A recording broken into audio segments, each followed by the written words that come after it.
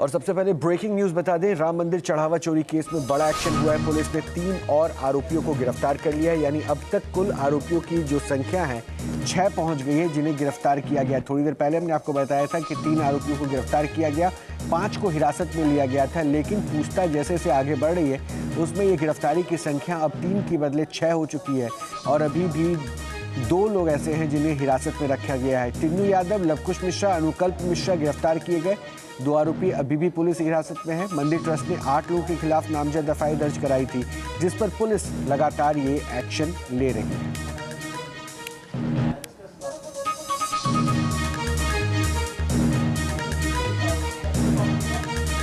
तो चढ़ावा चोरी के 8 किरदारों के ऊपर एक्शन। हालांकि ये बात बिल्कुल स्पष्ट तौर पर नजर आ रही है कि ये अभी सिर्फ प्रारंभिक रिपोर्ट के आधार पर की हुई कार्रवाई है, जिसे राम मंदिर ट्रस्ट ने एक एफआईआर के जरिए शिकायत की और अब जब केस एसआईटी के पास है और वो जैसे जैसे जांच आगे बढ़ाएगी और जो भी खुलासे होंगे उस पर एक कार्रवाई आगे भी बढ़ सकती है। मेरे तन मन धड़कन में सिया राम राम है, मन मंदिर के दर्पण में सिया राम राम है।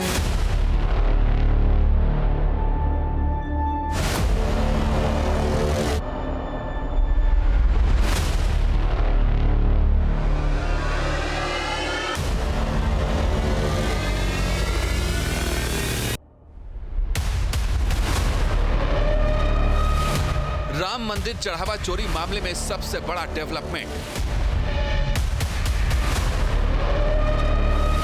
राम मंदिर चढ़ावा कथित चोरी केस में एफआईआर दर्ज। एसआईटी जांच के बीच श्री राम मंदिर तीर्थ क्षेत्र ट्रस्ट ने खुद लिखवाई रिपोर्ट।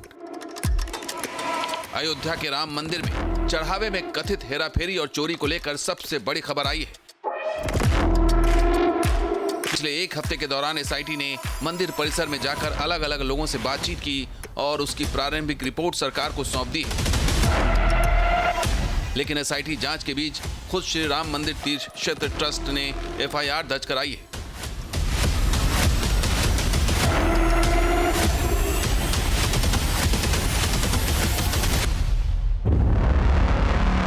सूत्रों के मुताबिक भारतीय न्याय संहिता की धारा 306, 316, 317 और 61 के तहत एफआईआर दर्ज की गई है।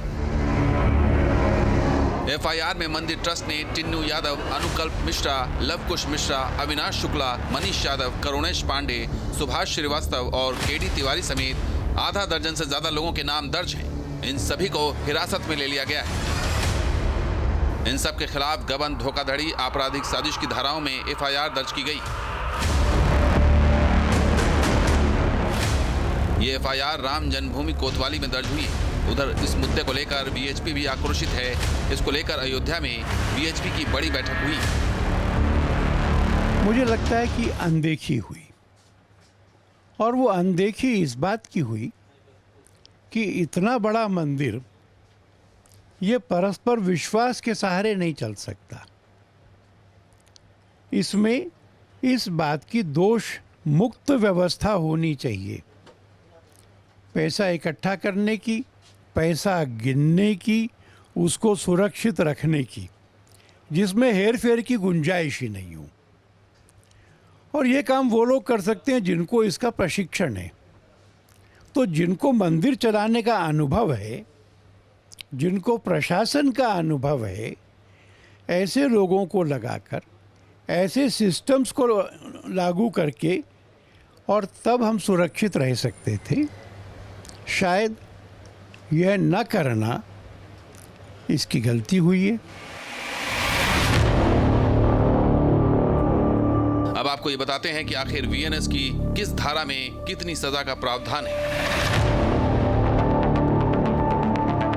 वीएनएस की धारा 306 में मालिक के कब्जे में संपत्ति की क्लर्क या नौकर द्वारा चोरी आती है। इसके तहत 7 साल की सजा हो सकती है और जुर्माना भी देना होगा। बीएनएस 316 की उपधारा 5 में सरकारी कर्मचारी, बैंक कर्मचारी का आपराधिक विश्वासघात आता है। धारा 316(5) के तहत 7 वर्ष की कैद या फिर जुर्माने की सजा हो सकती है। यह अपराध एक संज्ञेय और गैर जमानती अपराध होता है। बीएनएस की धारा 317(4) में चोरी की संपत्ति को प्राप्त करना या अपने पास रखना या बेईमानी से चोरी की संपत्ति को अपने पास रखना आता है। इसके तहत आजीवन या 10 वर्ष के कठोर कारावास की सजा है। बीएनएस की धारा 317(5) में स्वेच्छा से चोरी की संपत्ति को छिपाना या निपटाना आता है। इसके तहत 3 साल का कारावास और जुर्माने की सजा का प्रावधान है। बीएनएस की धारा 61 में 2 या 2 से अधिक व्यक्ति का किसी अपराध के लिए समझौता करना, समझौते के बाद अपराध करने की योजना बनाना, अपराध करना आता है। इस धारा के तहत कठोर कारावास की सजा या जुर्माने से दंडित किया जा सकता है। बीएनएस की धारा 3(5) में जब 2 या अधिक व्यक्ति मिलकर कोई अपराध करते हैं, हर व्यक्ति पूरा अपराध करने वाले की तरह जिम्मेदार होगा। इसमें कोई अलग सजा नहीं, ये अन्य धारा के साथ लगती है। इससे पहले 7 दिन की जांच में एसआईटी ने करीब 200 लोगों से पूछताछ की है, जिसमें प्रमुख आपके मोबाइल पर तुरंत आएगी ब्रेकिंग न्यूज। स्क्रीन पर सबसे पहले दिखेगी बड़ी खबर, देश दुनिया की हर खबर एक जगह। अब आपके मोबाइल पर तुरंत फटाफट इंस्टॉल कीजिए न्यूज नेशन ऐप और रखिए खुद को अपडेट। आपके मोबाइल पर तुरंत आएगी ब्रेकिंग न्यूज। स्क्रीन पर सबसे पहले दिखेगी बड़ी खबर, देश दुनिया की हर खबर एक जगह। अब आपके मोबाइल पर तुरंत फटाफट इंस्टॉल कीजिए न्यूज नेशन ऐप और रखिए खुद को अपडेट। आपके मोबाइल पर तुरंत आएगी ब्रेकिंग न्यूज। स्क्रीन पर सबसे पहले दिखेगी बड़ी खबर, देश दुनिया की हर खबर एक जगह। अब आपके मोबाइल पर तुरंत फटाफट इंस्टॉल कीजिए न्यूज नेशन ऐप और रखिए खुद को अपडेट। आपके मोबाइल पर तुरंत आएगी ब्रेकिंग न्यूज।